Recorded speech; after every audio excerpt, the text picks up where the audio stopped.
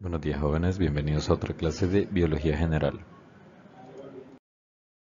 Anteriormente vimos algunas de las características de las células, un poco de su historia, cómo han sido descubiertas, hablamos un poquito sobre los postulados de la teoría celular, sobre la célula como la unidad funcional y estructural de los seres vivos. Las células solo se pueden originar de otras células y estas contienen las características hereditarias de todos los individuos.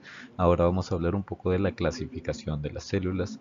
Estas se clasifican en dos grupos principales, los procariotas y los eucariotas, y ya vamos a ver más adelante que cada uno de estos se divide en diferentes grupos también. Esta clasificación es de acuerdo a la complejidad de estos, principalmente en cuanto a la cantidad de organelos especializados que tiene cada una de las células para poder realizar sus funciones. Es decir, los organismos procariotas van a tener una menor cantidad de organelos disponibles para poder realizar cada una de las funciones específicas. Sin embargo, ellos son capaces de poder realizar todas sus funciones vitales con una sola célula. Son principalmente organismos unicelulares, a diferencia de los eucariotas, que vamos a tener diferentes tipos de organización. Vamos a tener los organismos unicelulares, pero también organismos pluricelulares. Cada uno de estos organismos va a tener la capacidad de poder realizar todas sus funciones vitales, pero con diferente organización. Y estas células tienen una mayor cantidad de organelos especializados. Es así que las células vegetales van a tener cloroplastos, mitocondrias y otros tipos de organelos que les van a poder ayudar a desempeñar diferentes funciones.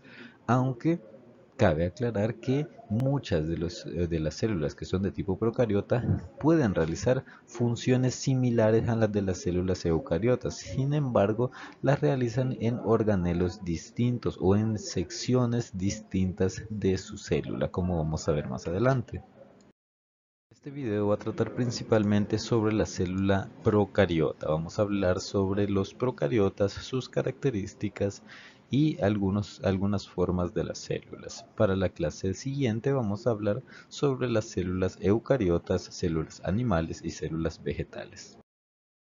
Primero que nada, ¿qué son los organismos procarióticos? Estos son organismos unicelulares que se caracterizan por no poseer un núcleo delimitado por una membrana nuclear. Desde acá ya vemos una de las diferencias que vamos a encontrar con las células eucariotas. Estos organismos no poseen membranas nucleares, es decir, no tienen una membrana que rodee su material genético. Presentan tamaños entre los 1 y los 10 micrómetros. Son sumamente pequeños y muchas de estas no son visibles a simple vista al microscopio.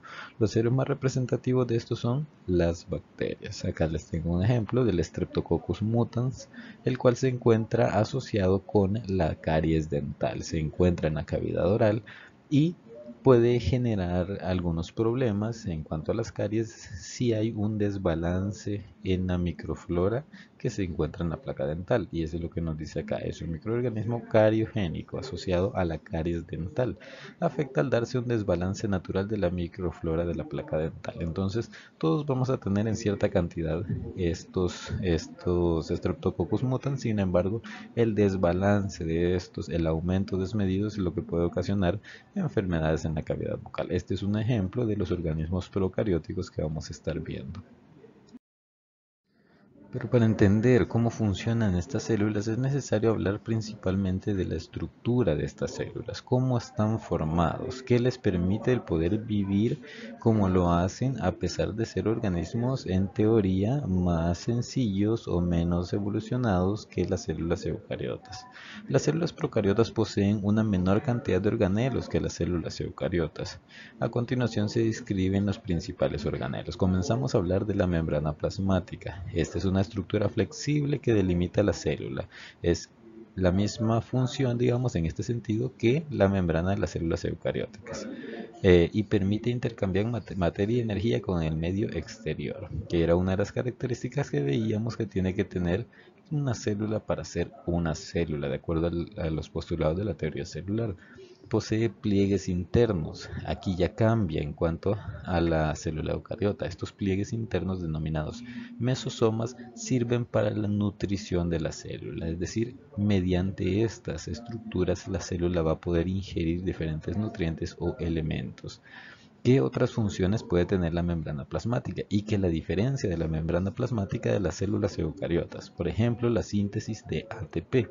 Sabemos y hemos hablado en algunos casos que la síntesis de ATP en las células eucariotas se realiza en la mitocondria. Sin embargo, estas células la realizan en la membrana plasmática. En esta membrana están realizando la síntesis de ATP, la moneda energética, que es parte de la respiración celular, ¿no?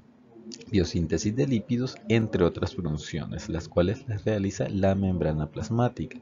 ¿Cómo se ubica? ¿Dónde se ubica la membrana plasmática en la célula? Acá tenemos una célula típica de una bacteria o de un organismo procariótico.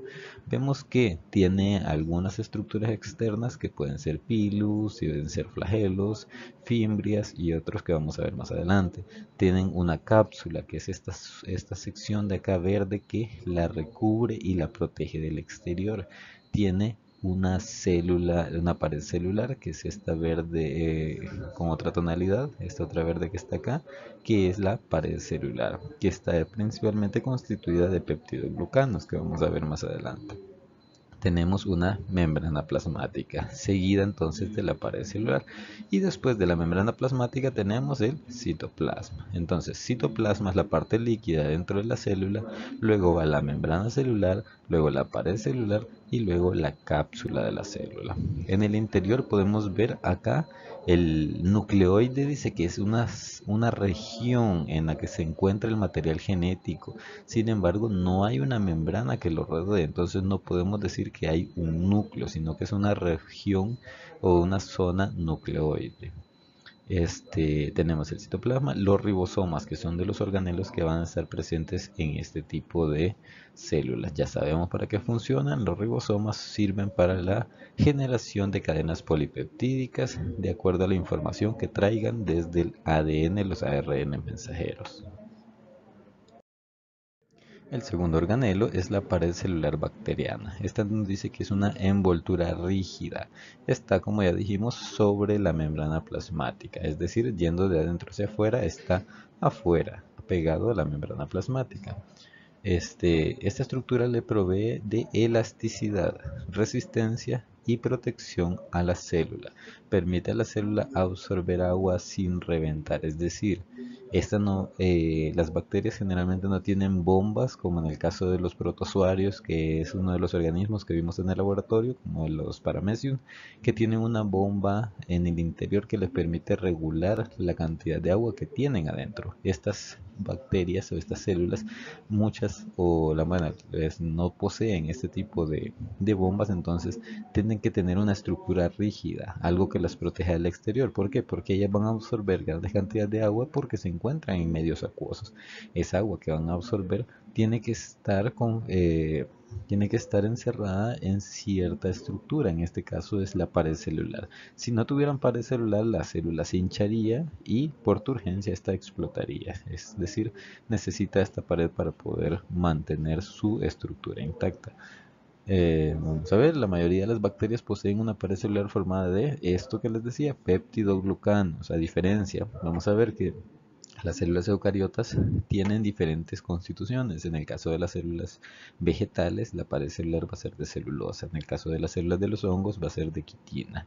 En el caso de las células bacterianas, la principal molécula que la va a constituir es el peptidoglucano. Sin embargo, hay otras que poseen unos que se denominan pseudopeptidoglucanos o algunos tipos de proteínas y polímeros diferentes. Sin embargo, generalmente es el peptidoglucano el que está conformando la pared celular.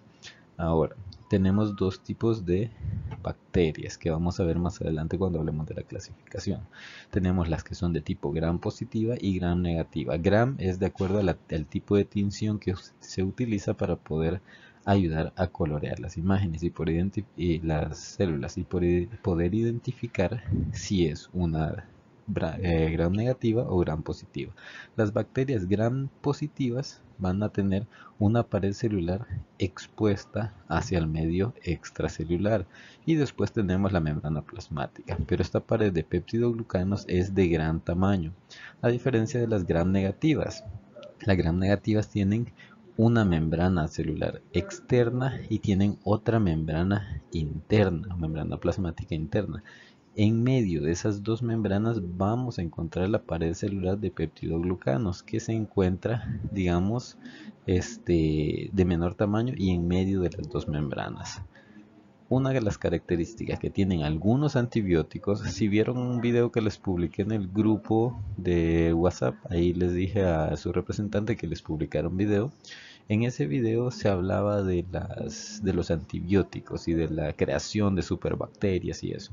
Ahí mencionaba que algunos de los antibióticos actúan sobre el ADN, sobre el ADN de las células, de los procariotas, de las bacterias, actúa sobre diferentes estructuras internas, sobre el ADN principalmente, o puede actuar directamente sobre la pared celular. Es decir, algunos antibióticos lo que van a hacer es llegar y atacar directamente la pared celular. Van a haber algunas células que van a sucumbir a estos antibióticos rápidamente, que van a ser las bacterias gram positivas. ¿Por qué?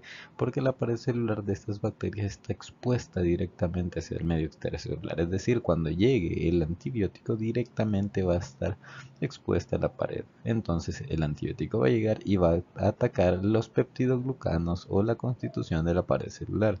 Sin embargo, en el caso de las bacterias gram negativas, la llegada del antibiótico hasta la pared celular va a ser un poco más difícil porque primero tiene que atravesar esta membrana celular externa para poder llegar hasta la pared celular, poder atacarla y poder romperla. ¿Qué pasa si se rompe la pared celular? La célula se va a hinchar y se va a desintegrar, es decir, va a explotar por turgencia. Entonces es una de las características que tienen los antibióticos que se utilizan para las infecciones bacterianas. La tercera estructura es el citoplasma. Es el espacio que ocupa el interior de la célula. Está constituido por sustancias líquidas y otros componentes inmersos en él. Ahí vamos a encontrar nutrientes, vamos a encontrar proteínas, carbohidratos, etcétera. Todo lo que esté nadando en el interior, en la parte líquida de la célula. Está compuesto de agua, elementos minerales y orgánicos, así como ribosomas, los cuales tienen la función de sintetizar proteínas, ¿verdad? Son los únicos orgánulos presentes en las células procariotas. Estos se pueden agrupar en polirribosomas. Entonces los ribosomas los vamos a encontrar de dos formas: libres en el citoplasma o formando los denominados polirribosomas, que ya serían como unos indicios de una membrana, es decir, ya comenzarían a unirse para poder generar estructuras. Sin embargo, no lo hacen en gran medida. Tenemos entonces, acá tenemos el mesosoma, que habíamos dicho que era una de las estructuras que tiene la membrana plasmática. Tenemos los ribosomas, que son estos puntitos, el material genético, y el polirribosoma, que sería la unión de todos estos ribosomas. Su función siempre va a ser la síntesis de proteínas. De igual forma acá tenemos ribosomas regados, el ADN en su región nucleoide. Posteriormente tenemos el ADN. El ADN es el material genético. Así como nosotros tenemos ADN, las células bacterianas también van a tener un ADN bacteriano. ¿Qué nos relaciona, digamos, en cierto sentido con estos organismos? ¿El ADN va a ser distinto? Sí, es distinto. Tiene una forma distinta. ¿No está agrupado en cromosomas? Sí, no está agrupado en cromosomas. Sin embargo, tiene las mismas bases, los mismos nucleótidos que tenemos nosotros. Tienen adenina, tienen timina, tienen citosina, tienen guanina. El ADN de ellos está conformado de una forma similar. Simplemente su constitución o la forma en la que se generan los diferentes genes dentro del ADN bacteriano va a ser distinta, así como cualquier otra especie. Sin embargo, compartimos esa característica en común. Los mismos nucleótidos forman el ADN de las bacterias, así como el ADN de las células eucariotas y de los humanos. Ellos tienen algo distinto, que es esto, ya lo vamos a ver. Nos dice el ADN es el ácido nucleico compactado en una zona denominada nucleoide. Está presente en forma de cromosoma circular, que es esto que vemos acá, no esto, de una forma circular.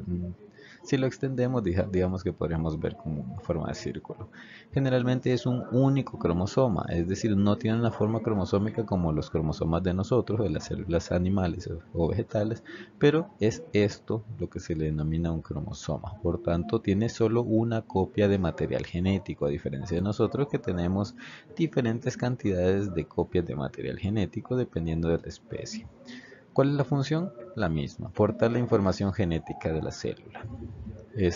Aquí vamos a encontrar entonces esto. Cuando la célula se divide en dos, tiene que realizar también una duplicación de su material genético, al igual que lo realizan las células eucariotas cuando se da el proceso de mitosis y de meiosis. Tiene que haber una duplicación del material del ADN. Pero estas células tienen algo denominado los plásmidos, que si vieron el video también, el video que les estaba mencionando también hablaba de los plásmidos y cómo esto les permite a las células procariotas, a las células bacterianas, el poder ayudarse a resistir. Como dijimos, habían unos tipos de células que van a, eh, o tipos de antibióticos que van a actuar directamente sobre las paredes o algunos van a actuar sobre el ADN. Es decir, estos plásmidos van a ayudar a la bacteria a poder captar esa información, aprender sobre eso y transmitirlo a otros grupos bacterianos. Es así que nos dice los plásmidos, el ADN extracromosómico no está dentro del cromosoma, está afuera y tiene esta forma circular que da ciertas habilidades. Por ejemplo, le da la capacidad de resistir a los antibióticos gracias a estos genes R que podemos ver acá. Cuando los genes R son intercambiados en una población, pueden hacer que ésta se vuelva rápidamente resistente a los antibióticos. En la siguiente diapositiva les aumento esta información. No, pues no. En la siguiente diapositiva, cuando les hable de la reproducción, ahí vamos a ver lo de los plásmidos y los genes R. Ok, el siguiente organelo es la cápsula. Esta es una capa externa pegajosa conformada usualmente por polisacáridos. Es la parte más externa que vamos a encontrar en las células bacterianas y sirve de almacenamiento extracelular de sustancias útiles para la célula. También ayuda a las células obviamente a adherirse a otras estructuras y les permite tener cierta protección. También evita la deshidratación a las células. En bacterias patógenas, esta cápsula protege contra el sistema inmune del hospedador. En caso de existir también antibióticos, esta cápsula se puede hacer resistente para poder evitar que el antibiótico ingrese a la célula. También tenemos estructuras accesorias, como les decía, son estructuras que no están en el interior de la célula, no son organelos internos como tal, pero sí les permiten a las células tener ciertas capacidades en cuanto a la locomoción y reproducción. Tenemos las estructuras accesorias que en células procariotas suelen tener estos apéndices, proyecciones en la superficie. Tenemos las primeras que son las fimbrias, que son estas estructuras como pelitos que se encuentran en la parte externa. Son utilizados para la adhesión y ayudan a las células a pegarse a objetos y superficies. También tenemos los denominados pilis sexuales. Estos mantienen unidas a las bacterias y le permiten la transferencia de ADN entre ellas. Es un proceso conocido como conjugación. Ya vamos a ver esto cuando les hable de la reproducción. Acá tenemos uno de los denominados pilis sexuales que se pueden extender bastante para poder intercambiar material genético entre una célula, que a veces es una célula donante, y una célula receptora o recipiente. Tenemos los pilis sexuales de tipo 4 que son principalmente los que van a ayudar a las células a movilizarse para desplazarse en el medio acuoso. Otro de los apéndices que es bastante interesante en estas células es el flagelo. El flagelo es un apéndice más común, el más común para la locomoción. Es una estructura parecida a una cola y se mueve como una hélice para impulsar a la célula a través de un ambiente acuoso. Acá tenemos los cilios o los silocilios que se encuentran alrededor, digamos, de todas las células en algunos tipos de células, y estos se pueden mover de una forma más errática, digamos. En cambio, los flagelos tienen este tipo de giro, el cual les permite a las células desplazarse fácilmente hacia diferentes lugares. Entonces, ese giro que tiene les va a permitir un movimiento de desplazamiento a la célula. Están compuestos aproximadamente por 20 proteínas y presentan una estructura similar a cualquier sistema artificial. ¿A qué nos referimos con este? Si vemos esta micrografía de un flagelo, que sería la parte de acá de esta célula, podemos ver este sistema en el cual está ensamblado de una forma bastante peculiar el flagelo. Si hacemos un esquema de cómo ese flagelo funciona, ese flagelo no gira y se regresa, no gira y se regresa. Ese puede girar, girar, girar, como lo vemos acá. Es como un rotor. Si lo plasmáramos en forma esquemática, como si estuviéramos hablando de un sistema mecánico, industrial, etcétera, podríamos ver este tipo de imagen en el que tenemos membranas exteriores, membranas interiores, tenemos estos tipos de cojinetes que permiten el giro del flagelo, tenemos proteínas y bombas que le van a permitir obtener energía a este flagelo para poder girar rápidamente y permitirle moverse a la célula. Tenemos acá encima proteínas como la flagelina, que es esta de acá. Tenemos estas estructuras que se denominan motor A, motor M, anillo S, anillo M, etcétera. Todos estos le van a conferir esa característica a ese flagelo. Si ven, si decimos que las células eucariotas son más complejas que las células procariotas, en cuanto a algunas estructuras no lo son. Los flagelos de las células procariotas tienen una complejidad bastante grande y son simplemente para generar un movimiento de esta forma. Un esquema nos representa esto para ese movimiento. Entonces el flagelo es una estructura bastante característica, bastante importante y bastante peculiar en estas células bacterianas. De acuerdo a la cantidad de los flagelos y la ubicación de estos, vamos a encontrar diferentes tipos de clasificación. Si solo tienen un flagelo, estas van a ser denominadas monótricas. Si tienen múltiples flagelos pero están ubicados en un solo punto, como es este caso, van a ser lofótricas. Si tienen dos flagelos pero ubicados a cada extremo, van a ser anfítricos. Y si tienen muchos flagelos dispuestos en diferentes partes de la membrana y de la cápsula, van a ser perítricos. Entonces tenemos monótricos, lofítricos, anfítricos y perítricos, de acuerdo a la cantidad de flagelos y a la ubicación de estos.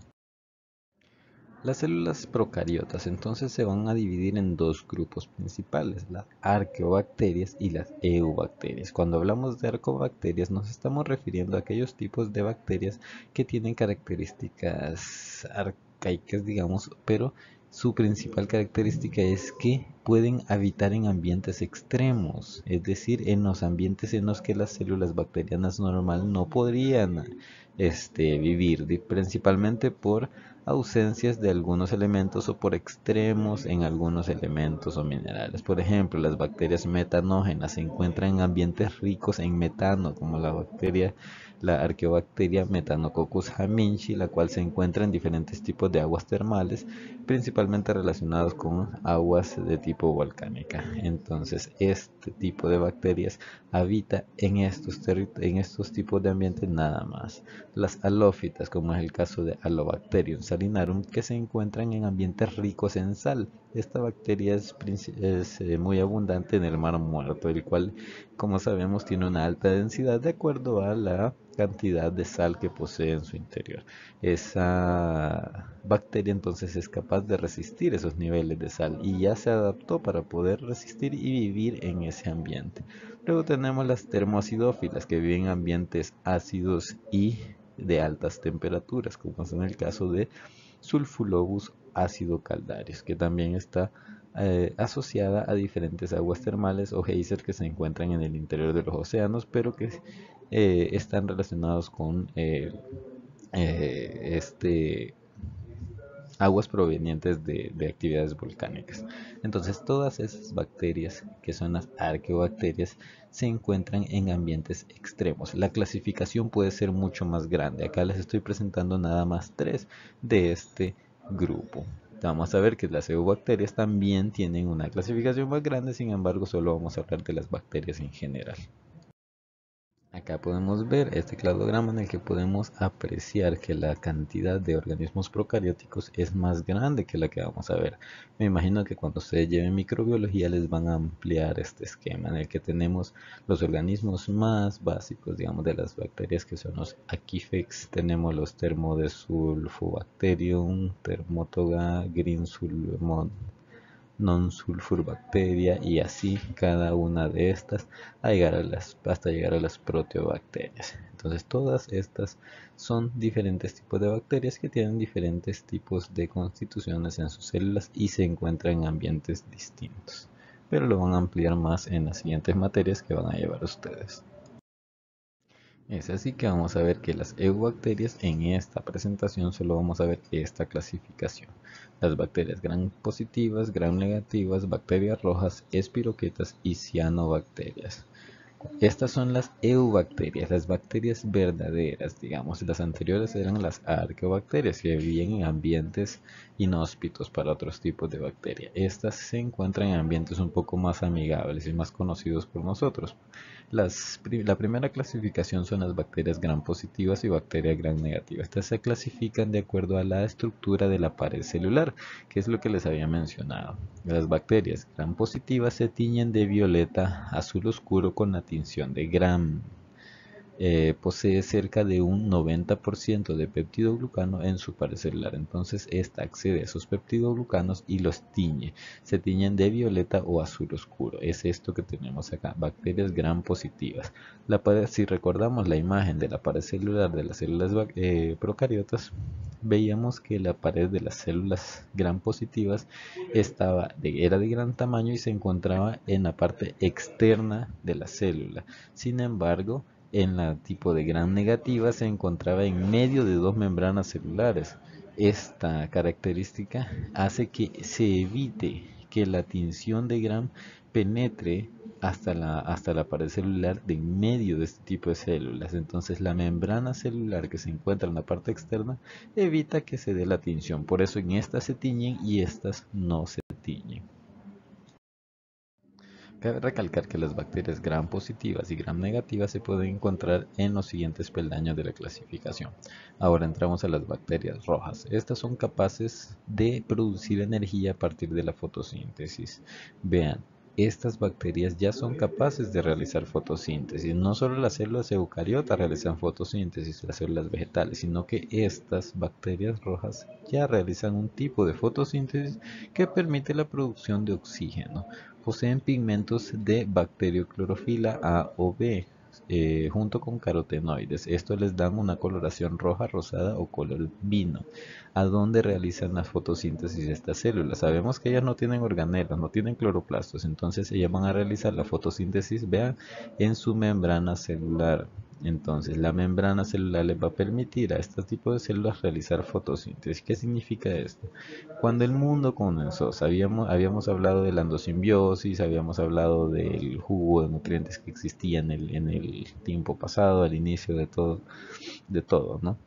Entonces, cuando existían todas las condiciones adecuadas y comenzaron a existir las células procariotas, estos organismos son los que permitieron poder tener un ambiente rico en oxígeno en el planeta. ¿Por qué? Porque estos fueron los primeros organismos fotosintéticos que se crearon o que se originaron y que permitieron que los demás organismos aeróbicos que necesitan oxígeno pudieran existir. Si estos organismos no hubieran realizado fotosíntesis, no hubieran creado el oxígeno, posiblemente la vida no existiría o no existiría como la conocemos actualmente.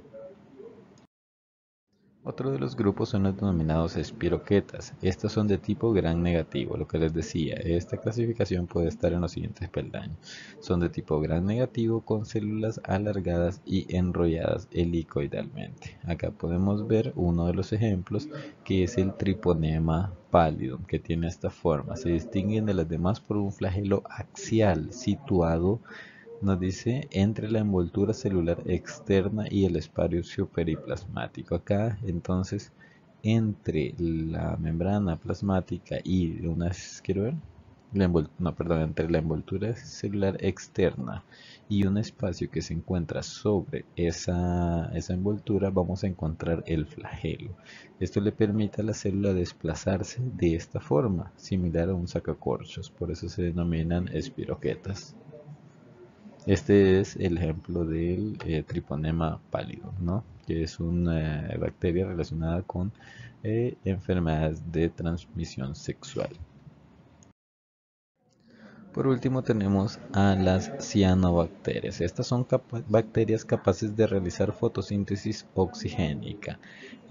Anteriormente eran llamadas algas verde azuladas y según la teoría endosimbiótica estas dieron origen a los cloroplastos. Es decir, según la teoría endosimbiótica, las células eucariotas que existen ahora, que eran células de gran tamaño, ingirieron a estas células de cianobacterias que ya realizaban fotosíntesis. Entonces, las células eucariotas vegetales adquirieron la capacidad de realizar fotosíntesis gracias a estas bacterias. Este, como pueden ver, al igual que las bacterias rojas, estas realizan fotosíntesis. Eso significa que al ser uno de los primeros organismos también que se generaron o que se originaron, estos también permitieron aumentar la cantidad de oxígeno que se encontraba dispuesto en la atmósfera. En ese tiempo tal vez no era atmósfera, pero se iba creando esa atmósfera gracias a al oxígeno que se proveía por estos tipos de bacterias. Acá les traigo un ejemplo de esta cianobacteria. El ejemplo es de Microcistis aeruginosa. Esta es una cianobacteria que se encuentra en diferentes cuerpos de agua. Esta es una especie que produce toxina. Específicamente se denomina microcistina la toxina que ella produce y es capaz de ocasionar daños hepáticos a organismos acuáticos, no a los humanos. Estos daños hepáticos se pueden ocasionar principalmente cuando hay un aumento en la cantidad de células que se encuentran en el cuerpo de agua. Y esta es una publicación realizada en Autox US, cuando habían unos cambios bastante significativos en uno de los lagos más famosos del país, el lago es este que se encuentra acá, que es el lago de Coatepec, en el cual hay un cambio de coloración turquesa gracias a este aumento de la floración algal. Cuando hay aumentos habíamos hablado que se denomina floración algal nociva. En este caso estas floraciones algales se dan por el aumento de nutrientes en el cuerpo de agua. Ahora, ¿cómo se reproducen estos organismos? Los organismos procarióticos, las bacterias, se reproducen principalmente por fisión binaria, que es una división que se da en las células. Simplemente es como una mitosis, ¿no? En la cual se duplica el material genético y luego se dividen las membranas plasmáticas para generarnos dos células distintas. Ahora, acá está encerrado como que si fueran núcleos, sin embargo sabemos que estas células bacterianas no tienen un núcleo definido, pero sí tienen que duplicar su material genético para poder generar dos células hijas. Bien, estas se dividen cada 1 a 3 horas en algunos casos, ¿verdad? Algunos tipos de bacterias. Entonces eso les permite el poder aumentar rápidamente el volumen en cuanto a la cantidad de organismos en un ambiente cuando las condiciones son las adecuadas. Su rápida reproducción y mutaciones proveen una mayor diversidad genética. Cuando hablamos de diversidad genética nos estamos refiriendo a diferentes factores. Uno de ellos es la variabilidad que existe en los genes de los individuos. Esa variabilidad se puede dar debido a dos condiciones. Acá nos habla de la reproducción y de las mutaciones. Cuando un organismo se divide por mitosis, es decir, como este tipo de fisión binaria, cuando se duplica el material genético, en ese proceso de duplicación puede existir error. Pueden haber errores en cuanto a la codificación, en cuanto a cada par de bases nitrogenadas, en cuanto a los nucleótidos que se van generando en la nueva cadena de ADN. Pueden haber errores. Esos errores se categorizan como mutaciones. Como llevamos la parte de genética, vamos a hablar los diferentes tipos de mutaciones que hay o los diferentes tipos de errores al momento de la duplicación, ya sea eliminación de algunos pares de bases, ya sea la creación de nuevos pares de bases, el cambio completo de genes, la pérdida de cromosomas enteros en células eucariotas y así. Entonces, esos problemitas que se pueden dar, esos son mutaciones que pueden ser o perjudiciales para la especie o beneficiosos para la especie. Entonces, si esa población tiene una gran cantidad de individuos que se están dividiendo y algunos presentan mutaciones, esas mutaciones, perdón, aumentan la diversidad genética si los organismos no se ven afectados.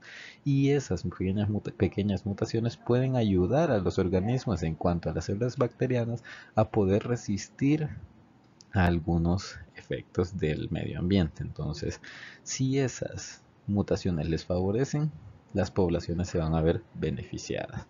De igual forma, con la reproducción vamos a tener que lo que les había hablado. Hay un tipo de reproducción sexual en el cual hay un intercambio de material genético entre diferentes células bacterianas. Acá tenemos el ADN cromosómico de una célula bacteriana donante y tenemos su plásmido. Tenemos el pilón sexual, el cual va a conectar a esta otra célula receptora, tiene su material genético. Ahora, estas van a intercambiar en algunos casos plásmidos. Esta le va a pasar a esta y esta a esta. En algunos otros casos, simplemente la donante le va a dar a la receptora información de sus plásmidos. Ella tiene que duplicar su material genético, en este caso de los plásmidos. Vemos acá, se está generando la conexión, se genera la conexión por medio del pili sexual y posteriormente entre las dos que ya estén conectadas se va a dar el intercambio. Esta está mandando la información que ella había captado hacia hacia la otra célula, y ahora ya cuando se dividen nuevamente, antiguo donante, nuevo donante, nos dice esta ya tiene esa información. Si esta célula donante había aprendido a resistir a algún antibiótico o había logrado sobrevivir a la presencia de un antibiótico, ella va a pasar esa información a una célula, a la célula receptora. Eso significa que esta célula receptora, a pesar de que no haya estado expuesta al antibiótico previamente, ahora ella ya tiene esa información y ahora puede generar las estructuras necesarias para poder resistir al antibiótico aunque no haya estado expuesta. Es así como los antibióticos, cuando no matan a todas las bacterias, estas pueden permitir que las poblaciones siguientes de bacterias aumenten su resistencia a ese mismo antibiótico. Eso significa que si esa bacteria resistió y lo pasó la información, todas las bacterias ahora tienen la capacidad de poder resistir y ese antibiótico ya no funciona más. No para esa población. Se necesita entonces un antibiótico más potente. Si ven el video que les pasé, es un video animado. En ese habla un poquito sobre este tema y sobre, creo que menciona un ejemplo de algunos de los antibióticos más potentes que se tenían en última línea para poder atacar enfermedades infecciosas por bacterias que son muy resistentes. Entonces ese antibiótico se tenía como la última opción porque es bastante agresivo. Significa que va a matar casi a todas las bacterias que tengamos incluso en nuestra flora intestinal. Por eso se deja en última opción y para evitar este tipo de resistencias. Pero ya hay investigaciones en las que se ha dado y han habido casos en los que se ha dado resistencia a ese antibiótico tan potente que hay, gracias a uno de los ejemplos que pone ahí. Entonces vean el video y les va a ayudar a entender esto. Cuando les hablo de diversidad genética o de variabilidad genética en estas poblaciones bacterianas, me refiero a esto. Veamos, acá tenemos una población de bacterias. Si se fijan, acá tenemos el material genético. Ese material genético es distinto. Tenemos una sección acá que está marcada en rojo y otra que está marcada en celeste. Nos dice alelo resistente. Cuando vemos genética vamos a ver la parte de los alelos.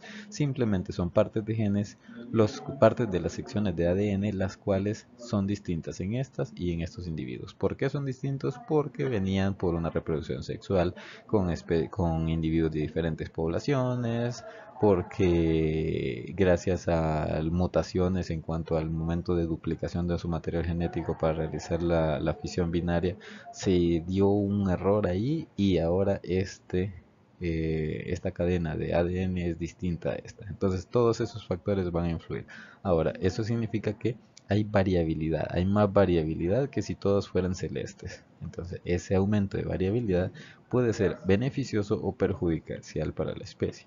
Si le añaden un antibiótico a esta población y ese antibiótico afecta a todas las que son celestes, si todas hubieran sido celestes, todas hubieran muerto, es decir, hubieran tenido el mismo gen. Sin embargo, vemos que las que tienen el alelo rojo, la parte de la secuencia de ADN en rojo, resistió. Eso significa que esto les permitió tener una resistencia mayor al antibiótico en comparación a las que no lo tenían, que eran las celestes. Ahora, acá solo el ejemplo marca dos tipos de genes, pero cuando ya estamos hablando de especies en un ambiente determinado, digamos células bacterianas, van a ver que estos cambios en los alelos pueden ser rojos, verdes, azules, morados, etcétera. Es decir, una gran cantidad de mutaciones distintas que van a permitir que muchos individuos sobrevivan a la presencia de antibiótico y que otros mueran. ¿Qué significa? Estos dos que resistieron ahora son capaces de resistir a este antibiótico. Van a comenzar a reproducirse por fisión y van a comenzar a intercambiar esa información con otras poblaciones hasta hacer que las nuevas poblaciones sean resistentes a ese antibiótico. Es así como la variabilidad genética ayuda a las poblaciones. ¿Cuál es la ventaja que tenemos con estos tipos de organismos? Es que las bacterias se reproducen principalmente por fisión binaria y la capacidad de poder realizar mutaciones al momento de dividirse por la fisión binaria es mínima en comparación a la reproducción sexual, en la cual hay un mayor aumento de intercambio de genes que aumenta la variabilidad de las poblaciones. Entonces esa es una ventaja. ¿Cuál es otra desventaja? Una desventaja es que se reproducen demasiado rápido en comparación de nosotros en las células eucariotas.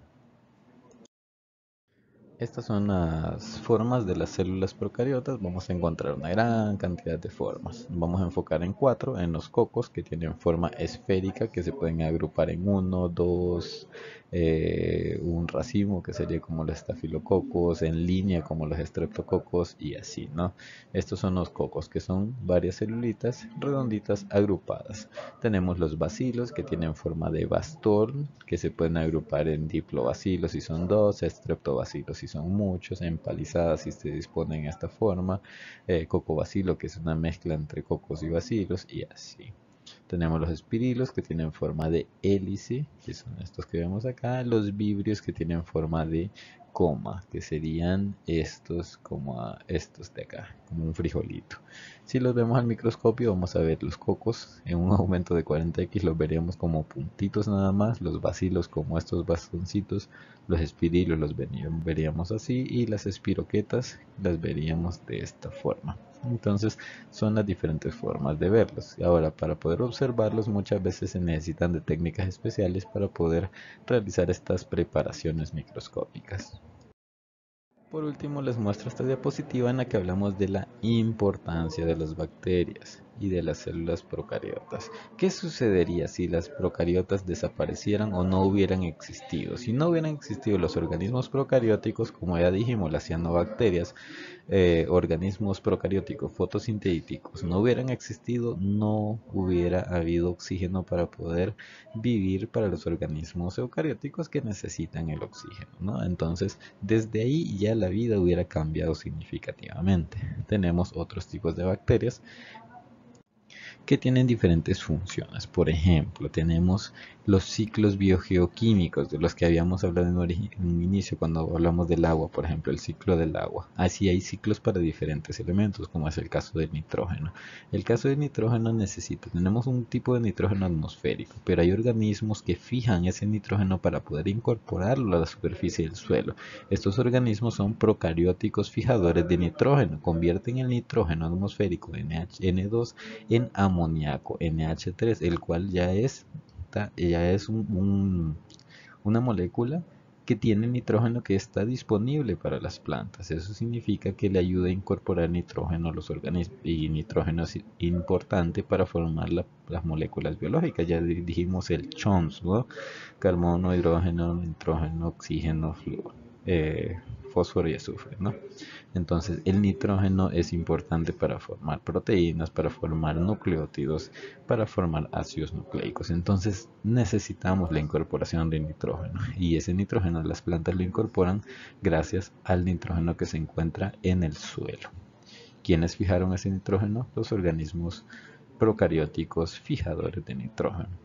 Ahora, va a haber nuevamente ingreso, el ciclo es distinto, es decir, ya cuando la planta tiene nitrógeno en sus hojas, este va a caer, los organismos descomponedores van a ayudar a poder descomponer todos esos elementos que tienen las hojas y poder reincorporarlos nuevamente. Acá vamos a encontrar muchos organismos procarióticos vinculados con esos procesos de descomposición. Entonces tenemos participan en los ciclos biogeoquímicos, nitrógeno, fósforo, azufre, participan en la descomposición de los elementos que se encuentran en los organismos vegetales o animales para poder reincorporar, es decir, siempre participando en la parte cíclica. Tenemos diferentes tipos de bacterias que van a estar en nuestra microbiota interna, que nos van a poder ayudar a digerir diferentes tipos de elementos. Por ejemplo, los lactobacilos, que nos van a ayudar a digerir diferentes tipos de lácteos. Tenemos quiero ver, acá tenemos firmicutes, dice, azúcares polisacáridos, bacteroides, proteobacterias, ecosistemas maduros, etcétera. Todo esto nos va a ayudar a digerir diferentes tipos de proteínas, azúcares polisacáridos, etcétera. Entonces participan en la digestión de nuestro organismo. Nosotros tenemos millones de bacterias en nuestro interior.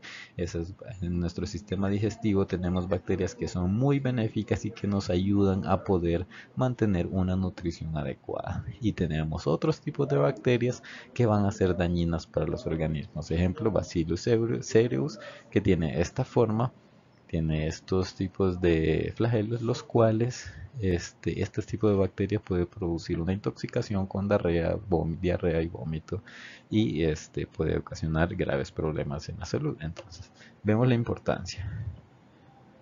Originalmente eran importantes y fueron importantes para producir el oxígeno que se encuentra en la Tierra, para poder permitir el siguiente paso para que siguiera la evolución de los organismos. Participan en los ciclos biogeoquímicos, participan en la descomposición de los elementos orgánicos, participan en la digestión de las células, participan como controladores biológicos, ya que muchas de esas bacterias van a ayudar a matar a algunos organismos para poder controlar las poblaciones y así. Entonces, pues sin los organismos procarióticos posiblemente la vida no existiría como existe ahora, o no podría darse. Entonces son muy importantes para los ecosistemas y para la vida como tal.